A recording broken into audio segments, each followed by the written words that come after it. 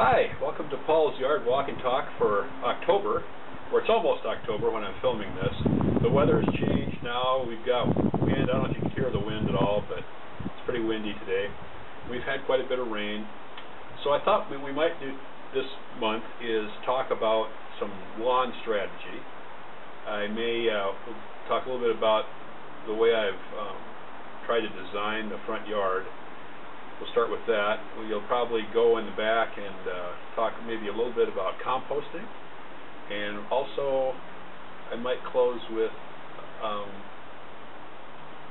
a look at an owl habitat, supposedly.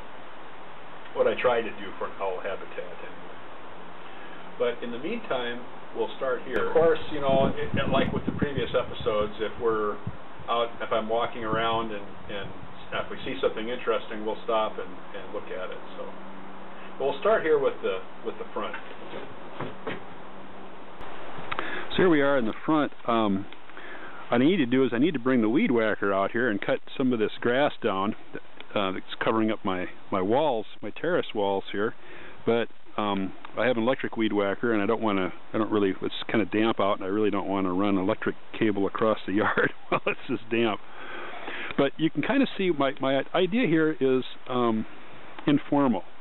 I don't have any formal design, which means should not be any like straight lines, no sharp corners, no paths that are laid out straight. So what we've got here on the walls, if you could actually see it under all the grass, is there's some curves. Like this one here, you know, has a nice curve to it. This one's at there's a little bit of a different elevation between these two, you know, there's one there. I tried to cover, since this is a pretty steep slope, I tried to cover everything that I could, as far as if a drop of water started at the top of the hill, before it got to the bottom, it would have to go through at least one terrace, which means that there's some stairs right there. But if you follow those stairs down, you run into a terrace. And the other path here between these two beds is in line with another terrace. But the paths themselves are wide enough for me to get my little garden cart through. There's a nice rock over here. This is Kathy and our old cat Aida used to sit on this rock a lot, and then right next to it here is a evergreen huckleberry that I've let grown up, and here, as you can see, the huckleberries here are getting dark now when there's dark color. Some of them, there's some little green and red ones in here though that aren't ripe yet. But I always thought this was kind of when I started this whole hillside here was just lawn. There was the big Doug fir trees that are here were here. Although I cut one of them down here because it was too close to the driveway. But the whole front area here was all just grass. And over the time, I've slowly started working my way up the hill, putting in some terraces, planting different things. We had a lot of bulbs in here at one time. I've taken some of those out, or they've died off, and I'm replacing them with a lot of shrubs, perennials, things that don't need much care. Here we've got some fall bloomers coming up here. I just noticed. I hadn't seen them before. These are colchicums here. They have green leaves in the spring, and then the flower stalks come up in the fall. And there's something else over here. I don't know what this is. That must be a colchicum too. Right there. The rain has hit it and it's fallen over. But anyway, yeah, so this started off as just a lawn, and now it's more of a nature habitat. There's like I said, a lot of shrubs, and then a little bit.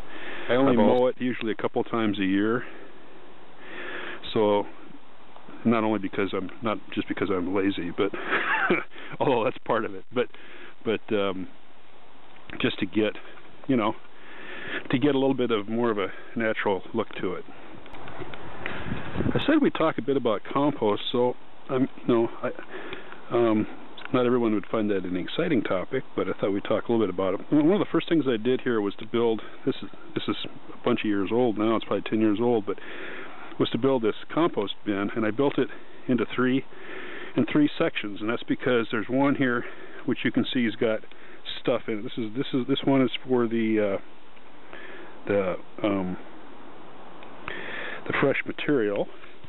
There's shredded paper that comes from my office, there's some grass clippings, some old plants, there's kitchen scraps, any plant material. The only non-plant material I put in is eggshells. I will add eggshells, and that's partly because we have a lot of acidic soil, and a little calcium is good for it. Then that gets turned over into this bin, and this second bin, the middle bin, is where the stuff works. And here there's still some twigs, and there's some, because it's really damp now because we've had rain, but you can see, I don't know if you can see that or not, but there's a lot of needles and things you can still recognize in there. And stuff can then get shifted, depending on how fast you want it to work, stuff can get shifted back and forth between these two bins. And the third bin is just for the finished product. And there's some needles on top of it. But it's nice, dark, friable soil. There's an old tea bag that shouldn't be in there. But it's nice, dark, friable soil. When it's really finished, you shouldn't be able to, when you look at it, you shouldn't be able to recognize anything. And if I look at this pretty close here, there really isn't much. Maybe there's a little piece of twig there, but there's not much in there that looks like anything. And of course, it should have a nice earthy smell, which it does. You have to take my word for that, but it has a nice earthy smell. So it's well, had a lot of air in it. These beds are 4 by 4 by 4. Now they say that to get compost that actually works and gets warm, you need to have a pile or a bin that's at least 3 by 1 cubic yard. So it's 3 feet by 3 feet by 3 feet. But when I built mine a little bigger so they hold more, and also because I was using, like, these are regular studs, 2 by 4s that come in 8 foot lengths. So I cut it in half, and now it's 4 foot.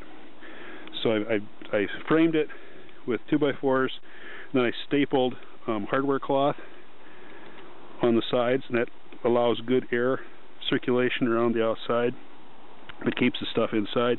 And then in the front, I just built a simple hatch here with boards, 1 by whatever these are, 1 by 6 maybe, that I can stack up, put up or down, however I want.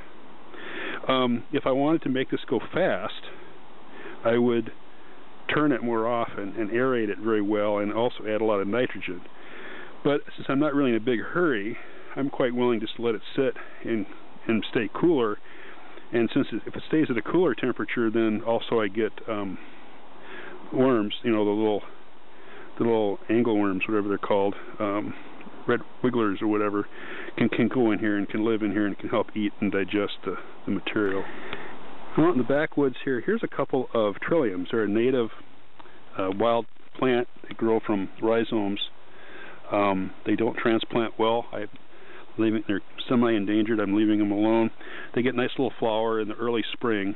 So here we're in October. The flowers are long gone, but the leaves are still green. And if you can see them, but there's a squirrel. Looks like a Doug squirrel looking at me there. This is what was intended to be a house for pygmy owls. I'll put a sound bite in here afterwards of what they sound like. Kathy heard a pygmy owl one time that was being mobbed by a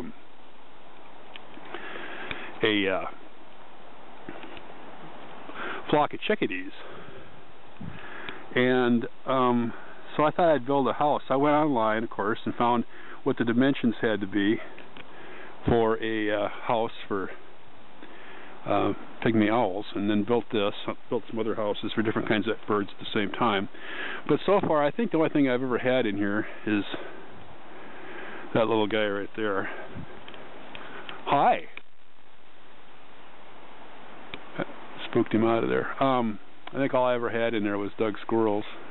Made a good house for him. He liked that, I guess. There he goes up the tree. But I went and put him up fairly high here on the tree. And but I'll go and get a commercial recording of the pygmy owls. But they make a peeping noise, and I'll put that in the show. But I did create several different bird houses, and I had chickadees in a couple of the chickadee houses. I had bats one time in the bat house, but most of them over time the squirrels have gotten into them. So I would probably have to build chickadee houses with some kind of a metal so that the squirrels couldn't eat their way into it. But obviously this one would be big enough for the owls. It had to be big enough for the squirrels too. Listen to its single whistled phrases.